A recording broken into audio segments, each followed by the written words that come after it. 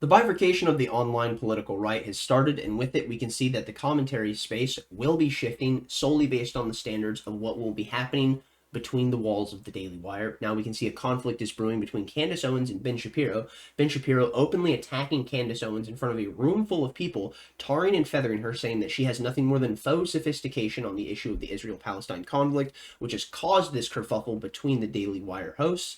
What do we see now? We see Ben Shapiro, the man who has always talked about how it's important to focus on identity politics and how it's relevant to the nature of important conversations, how he talks about the fact that facts don't care about your feelings.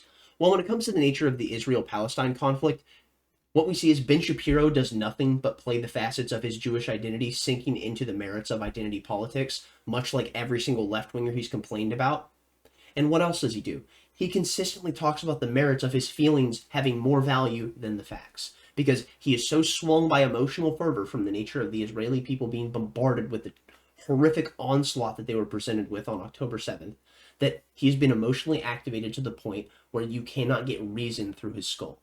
Alrighty, I'm going to go ahead and cut it there. Let's jump into this clip of Ben Shapiro tarring and feathering Candace Owens in front of a room full of people. Yes, and the question was about Candace Owens. I think her behavior during this is disgraceful. Without a doubt.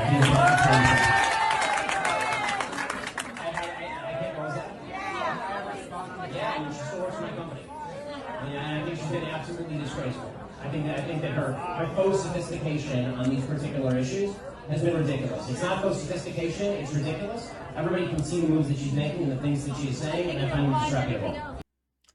Ben Shapiro saying, well, I find the things she's saying disreputable, and she wields nothing more than faux sophistication on the issues. Isn't that fascinating? Someone who's talking about the objective standard and saying that, well, there's innocent people dying on all sides, and we should look at the historical context of this conflict and look at the issues of what happened on both sides and the suffering of both people through the historical battle so we can understand what has led to this precipice. And he just goes, oh, well, she wields faux sophistication on the issue and she's not worth talking about. And he just sits there and he tars and feathers her and casts her into the bin of irrelevancy solely based on the fact that he doesn't like what she has to say because it activates his fifis and it hurts his feelings. Ben Shapiro, as I've already stated, being someone who said facts don't care about your feelings, certainly seemed to care far more about his feelings when it comes to the nature of the facts of the Israel-Palestine conflict. On to this tweet from Candace Owens, and this is what started off Ben Shapiro's calling for the firing of Candace Owens. She tweeted a piece of scripture, and with it, he injected himself within it. Well, here's the deal, Ben. You may be one of God's quote-unquote chosen people, but that doesn't make you God. Scripture isn't about you. Blessed are the peacemakers, for they shall be called the children of God. Blessed are they which are persecuted for righteousness' sake, for theirs is the kingdom of heaven. Blessed are ye when man shall revile you and persecute you, and shall say all manner of evil against you for my sake. No one can serve two masters. Either you will hate one and love the other, or you will be devoted to one and despise the other. You cannot serve both God and money. And Ben Shapiro, seeing scripture, immediately for some reason injects himself into it, saying, Candace, if you feel that way about taking money from the Daily Wire, and it somehow comes between you and God, by all means quit. Isn't that something? And here we see Candace saying, you have been acting unprofessional and emotionally unhinged for weeks now, and we all have had to sit back and allow it, and have all tried to exercise exceeding understanding for your raw emotion. But you cross a certain line when you come for scripture and read yourself into it. I will not tolerate it. Absolutely spot on. Love it from Candace. And what do we see from Mike Cernovich? He's become indistinguishable from a far-left identity politics woke psycho. He's working the soft cancel culture angle now. I didn't fire Candace, she quit. But he should also look up what a constructive termination is. Alrighty, so now on to this tweet from Charlie Kirk. In response to Candace Owens responding to Ben Shapiro, I am genuinely confused why asking questions and quoting Bible verses about peace warrants a call to resign from the Daily Wire. There should be more room in the conservative movement for disagreement. We are better than this. And the conservative movement might be better than this, but is Ben Shapiro better than this? That's something that I honestly want people to think about. And something that I also want people to think about is the fact that I went through Ben Shapiro's Twitter, and he has never once used the term America first. And why is that? It's because he's not America first, and he never has been. He always has and always will be Israel first. And the moment that you understand this is the moment that you will finally realize the nature of why Ben Shapiro advocates for the policies the way that he does. Now on to Pedro Gonzalez. I think Ben knows Candace is trying to get herself fired so she can monetize the victimhood. And he says, I guess you could say Ben should have taken the bait that was clearly intended for him, but he seems to at least understand that this is a business model. Dave Rubin saying bingo, and I don't actually believe this is the nature of what's happening, but it would not surprise me solely based on the fact that what we're talking about is people within the public landscape, and usually people within the public media landscape are always willing to get one over on the other solely based on the standards of pushing their metrics of success 1 inch further. As long as they can bolster their name, it doesn't matter what happens to the people that they used to associate with, because they're not worried about them now. What they're worried about now is their future and their sustainability. And with it, it doesn't matter about the sustainability of those who had built them up. I do not believe that is actually what's happening here, but it would not surprise me nonetheless. Now onto this tweet from Luke Rudkowski. LOL, Candace Owens just endorsed Nikki Haley for president of Israel. And these kind of takes is exactly what has set off Ben Shapiro into saying that Candace Owens wields nothing more than faux sophistication. Let's go ahead and get into it. Well, I am here today to endorse Nikki Haley for president of Israel. I think she's earned that. I think Bibi Netanyahu is going through a very bad time right now. Support for Israel has virtually collapsed socially. If you're paying attention to the trends and you're paying attention to what people are watching, you're paying attention to the protests. And the one person that I think is capable of getting it back is Nikki Haley, with enough money from foreign interest lobbies. So there it is, guys. I'm endorsing Nikki Haley, president of Israel. Now we jump into this tweet from Candace Owens, and this is where my suspicion starts to arise. Tomorrow I'll be sitting down to chat exclusively with Tucker Carlson. What an honor. This was the day prior to this interview actually going live, and also the day prior to this beef really coming into fruition with Candace Owens and Ben Shapiro going viral.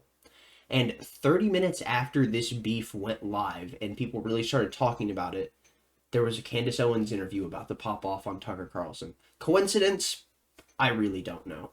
Very understandable if you would say, I think not. But this here had Clint Russell respond, the real dissident America First Alliance is taking shape. Candace, you'll be fine without the Daily Wire, align with Tucker, and crush these censorious warmongers. And I don't really have too many issues with the Daily Wire as a whole. I like what they're doing. I disagree with some of their hosts. But the thing is, I really like Michael Knowles. Matt Walsh interests me greatly. Candace Owens is someone that I don't watch. And I don't really have like too many major issues per se with Candace Owens as in the sense of what I know about her political ideals. But what I do have issues with is her fans. Because Candace Owens fans might be some of the most insufferable people on the planet, if I'm going to be completely honest. Listen, that's not an attack on Candace. It's just the nature of how it happens to be when you end up having a bunch of the Swiftie fans that are just these upper middle class white girls that like drinking their Starbucks that just absolutely end up loving the way you espouse your politics. This is not an attack on Candace Owens, but very much so I can see why people would make the argument that she's just the token conservative. I do not actually believe that's exactly the case. I believe she believes what she's saying, but that doesn't change the point of I understand the merits of why everyone that doesn't like the Daily Wire and doesn't like Candace Owens would make that argument. So here we see this is the episode with Candace and Tucker. It will be linked in the description down below so you can watch it, as will everything that I use in all of my videos. All of my links will always be linked below so you can go check out my sources. Now we see Tom Woods in response to someone saying, if you think Candace Owens is terrible now, wait until you find out she's always been terrible, and some of us had the guts to say it out loud way back in the day. Tom Woods says, to the contrary, I misjudged Candace Owens, who was much better than Ben Shapiro on COVID. Not hard to do, which is true. Ben Shapiro was the absolute worst on COVID, and she has been more anti-establishment than I ever expected. Conservatism Inc. wants to destroy you if you have a forbidden position on a foreign country, though, which is absolutely true.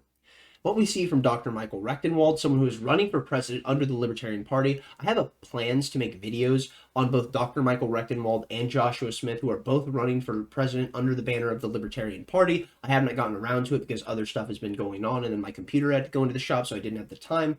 Nonetheless, I digress. Those videos will be coming out in due time. Here we see Michael Rectenwald says, real Candace Owens cites the New Testament, and Ben Shapiro can't fire her without revealing what a total fraud he is, so he invites her to quit. Crossing some red lines, like quoting Jesus in the context of Israel, simply can't be tolerated. And now we see Captain Ancapistan. He says, so is Matt Walsh actually decent on foreign policy? Because unless I'm mistaken, a couple of his coworkers over at the Daily Wire seem to be pretty gung-ho for World War III. And I don't really watch Matt Walsh. Like I said, I don't really watch too many people at the Daily Wire. The only person I really care to watch is Michael Knowles. I love his suave approach. I enjoy his rhetoric. And while he's too authoritarian for my liking, I still really like listening to him.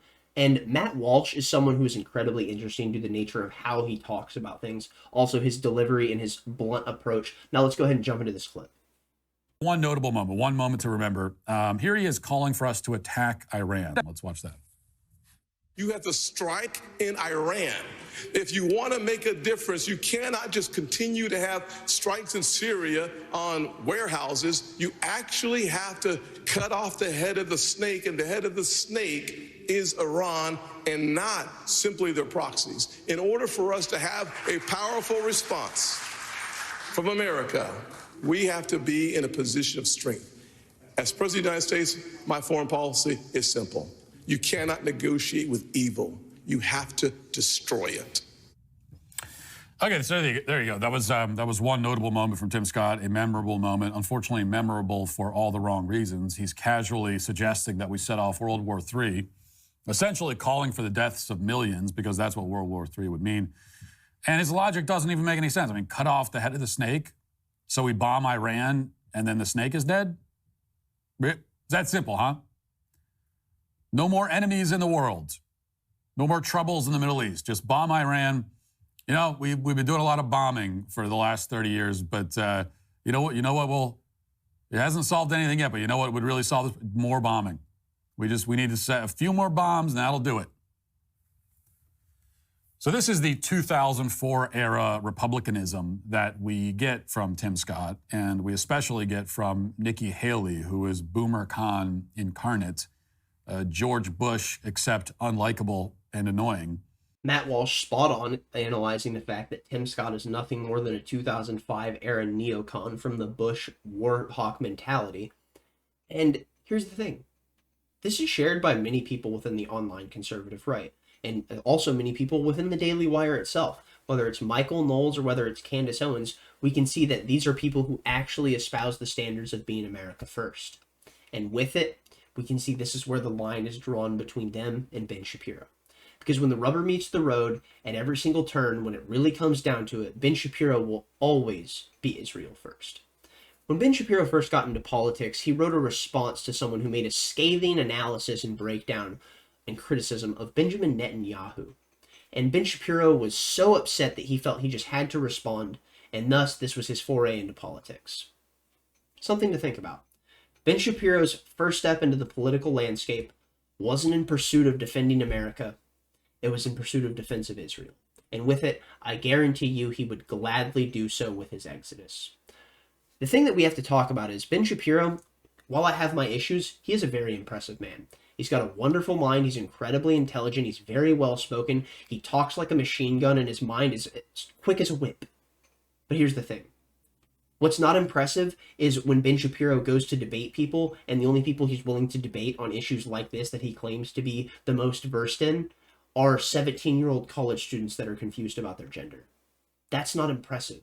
You know what's impressive? If you were to go hold your own in a debate with someone like Max Blumenthal, Norman Finkelstein, Scott Horton, and you were to go over and adjudicate the history of the region and really talk about all of the facets and all of the aspects of what have happened, all of the crimes that have been committed against the Palestinians, as well as the Israeli people, and talk about all of the historical aspects. But you won't do that. Because with it, that actually means you would have to face real critique rather than that of someone who doesn't even understand the structural housing of who they are yet. I'm going to go ahead and leave it there. This is going to be fascinating to see the nature of how the American conservative right ends up bifurcating from this. Thank you for watching if you got this far. Subscribe if you like this kind of content. Thumbs up if you liked it. Thumbs down if you didn't. Tell me if I'm wrong in the comment section down below. Stay lovely, stay great. Tell someone you love them. Peace out.